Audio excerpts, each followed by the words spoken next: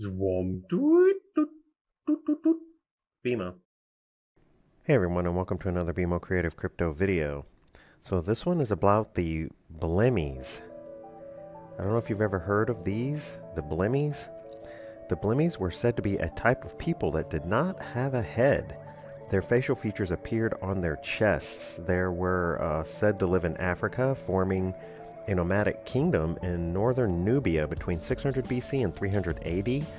They averaged over 5 to 6 feet tall, even without a neck or head, and have many descriptions of light to dark skin, wearing virtually no clothing or having regular clothing, even armor and weapons, and speaking several different languages. The most original descriptions, though, the earliest ones I could find, have them being covered in hair and moving about only at night.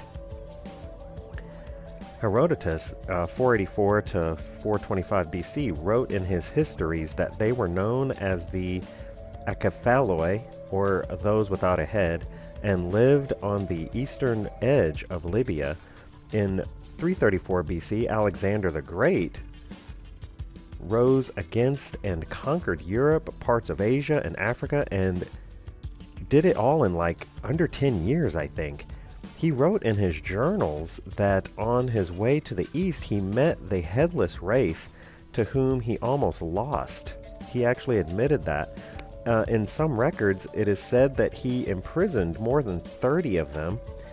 And later, Alexander the Great decided that although he was basically invincible in war, he ordered the Eastern expedition to stop because of the Blemmyes. And he wasn't sure that he could beat them after having 30 of them in captivity and not being able to convert them to his side or make them slaves. A few centuries later, in 45 AD, Mila, a Roman geographer, wrote that the Blemmyes lived in Africa with faces in their chests, and this was confirmed by Pliny the Elder, who said the tribe had no heads, their mouths and eyes being seated in their breasts, and located them in Ethiopia or Nubia again. Isidore of Seville, 560 to 636 AD, explains in his etymologies, people believe that in Libya, Blemmyes are born as trunks without heads and have their mouths and eyes on their chests. Others born without necks have their eyes on their shoulders. After that time, ancient records of the headless race disappeared until John Mandeville's expedition. All these guys look the same. Do you notice that? But anyways, he wrote a book about the expeditions that he did called The Voyage of Travels of Sir John Mandeville in 1332, in which he describes running into these things and, of course, running away in fear. But they didn't seem dangerous, but anyway. In medieval Europe, drawings of these creatures can be found in manuscripts and in extremities of world maps, charting the unknown. A drawing of Blemmyes features in the Anglo-Saxon manuscript in the British Library dating to c. 1025, and Blemmyes are also found on the Hereford Map Mundi of 1300, the largest medieval map to still exist to this day. As the centuries progressed, stories of the Blemmyes continued, and they moved with the boundaries of exploration, is what I noticed. In the late medieval period, some are shown as being in India, such as on the 1436 Andre Bianco map. As the 16th century arrived and the discovery of the Americas began, the Blemmyes moved across the seas as well. Ottoman Admiral Pri Rice placed the Blemmyes on his 1513 world map near the coast of Brazil and put a description next to the drawing. He says that the Blemmyes here were smaller than where other places he saw them, and they only grew to be about a little over 5 feet tall, and their eyes were close together, but they were harmless as long as you didn't follow them into the wilderness. In 1596, Sir Walter Riley wrote a book about his journey to Guyana, where he reports that there was a nation of people whose heads appear not above their shoulders, who are reported to have their eyes in their shoulders and their mouths in the middle of their breasts, and that a long train of hair grew backward between their shoulders. After being laughed at by some other noble people, Riley then started saying that he didn't see them himself, although there are records saying that he did. He decided that the stories were true, however, because everyone else that he ran into confirmed that they were true, but he didn't see them himself. So he kind of distanced himself from the stories. So, where did the stories come from? And why do people believe them?